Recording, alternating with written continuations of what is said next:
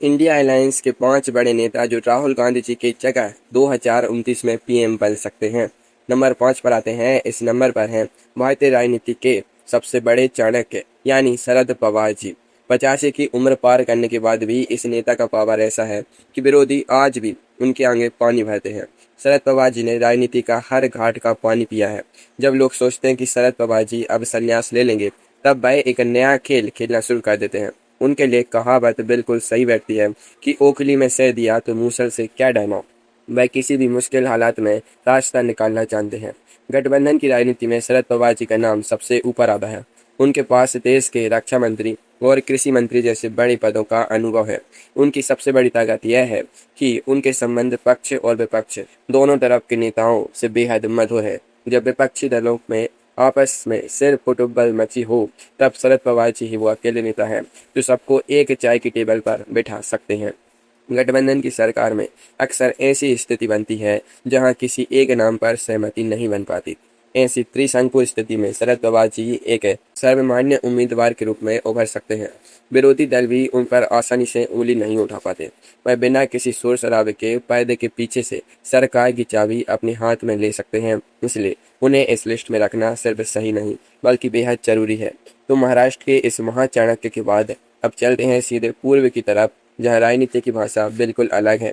एक ऐसी नेता जो बिना किसी कुर्सी के भी दिल्ली के तख्त को हिलाने का मादा रखती है। नंबर 4 पर आती हैं ममता बनर्जी। अब आप कहेंगे कि ममता बनर्जी जी तो अब पश्चिम बंगाल की मुख्यमंत्री नहीं है, फिर भी वह इस लिस्ट में क्या कर रही हैं?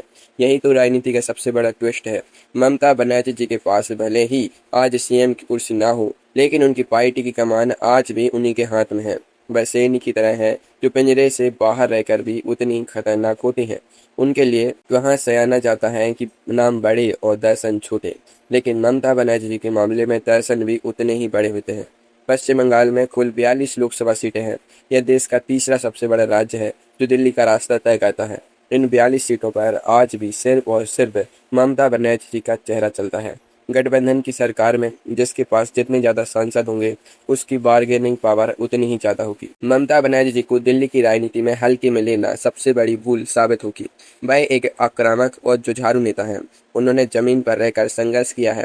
अगर कभी ऐसी नौबत आई कि क्षेत्रीय दल कांग्रेस से ज्यादा सीटें लेकर आ गए, तो ममता बनर्जी जी सबसे पहले अपनी दावेदारी ठोकेंगी। उनका बिना सीएम पद के भी इतना आक्रामक होना यह दिखाता है कि वह किसी के आगे झुकने वाली नहीं है। उनकी यही बेबाकी उन्हें इस रेस में नंबर 4 पर रखती है। दीदी के इस रौद्र रूप के बाद अब रुख करते हैं देश की राजधानी दिल्ली का, जहां एक ऐसा शांत चेहरा बैठा है जो बिना किसी विवाद के सबका चहेता बना हुआ है। नंबर 3 पर आते हैं। इस पायदान पर है कांग्रेस के राष्ट्रीय अध्यक्ष मल्लिकार्जुन खड़गे जी। मल्लिकार्जुन खड़गे जी राजनीति के वो कछुए हैं जो बिना किसी शोर के खरगोश की दौड़ जीत सकते हैं। उनके 5 दशक से ज्यादा का करियर में एक भी दाग नहीं है। जब बड़े बड़े नेता जांच एजेंसियों के चक्कर काट रहे होते हैं, तब खड़गे जी संसद में शायरी सुनाकर सरकार की बोलती बंद कर रहे होते हैं। उनके लिए यह कहावत सटीक है कि सांच को आँच क्या। मल्लिकार्जुन खड़गे जी एक बहुत बड़ा दलित चेहरा है। भारत की राजनीति में सोशल इंजीनियरिंग बहुत मायने रखती है। खड़गे जी का नाम सामने आने पर कोई भी क्षेत्रीय दल आसानी से विरोध नहीं कर पाता। इससे पहले भी गठबंधन की शुरुआती बैठकों में कई बड़े नेताओं ने उनके नाम को पीएम पद के लिए आगे बढ़ाया था। वह सबको साथ लेकर चलने में माहिर है। गठबंधन की भीतर जब भी सीटों को लेकर खींचतान होती है, तो मल्लिकार्जुन खड़गे जी अपने सूझबूझ से मामला शांत करा देते हैं। उनके पास प्रशासनिक अनुभव भी है और संगठन चलाने की कला भी। अगर गठबंधन को एक ऐसे नेता की तलाश होगी जो बिना किसी अहंकार के सरकार चला सके, तो मल्लिकार्जुन खड़गे जी की लॉटरी सबसे पहले लगेगी। वह इस लिस्ट के सबसे शांत लेकिन सबसे मजबूत दावेदार है। अब बात करते हैं उस राज्य की जिसके बिना दिल्ली का किंग बनना नामुमकिन है। चले चलते हैं उत्तर प्रदेश की तरफ, जहां एक साइकिल ने सबको पीछे छोड़ दिया है। नंबर 2 पर आते हैं। यहाँ है समाजवादी पार्टी के अध्यक्ष अखिलेश यादव जी। साल 2026 की राजनीतिक हकीकत यह है कि अखिलेश यादव जी इस समय देश के सबसे रसूखदार नेताओं में शामिल हो चुके हैं। उत्तर प्रदेश की राजनीति में उन्होंने जो कमाल दिखाया है, उसने बड़े बड़े पंडितों के गणित को फेल कर दिया।